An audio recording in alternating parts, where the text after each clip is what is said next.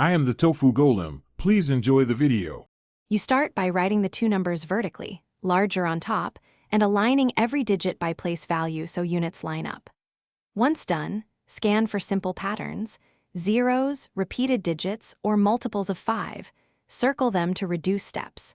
Make sure to mark place value columns across with light ticks so you always know which column you're multiplying into. This prepares you to multiply systematically and avoid carrying mistakes as you begin the first real multiplication pass.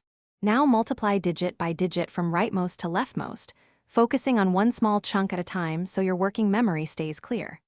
For each digit, write a partial product on its shifted line. Shift equals how many digits from the right, then immediately add any carries into that partial product to avoid accumulating large numbers. Once you finish a row, double-check by estimating the first two digits. If they match your expectation, proceed. This keeps the middle messy portion controlled and error-resistant. To finish, add all partial products column by column, including carries as you go, and write the final total.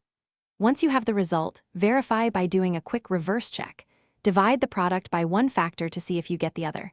A mismatch shows where to look. If the numbers differ, recheck the circled easy groups in each carry. Mistakes usually hide in one misplaced carry or a shifted partial row.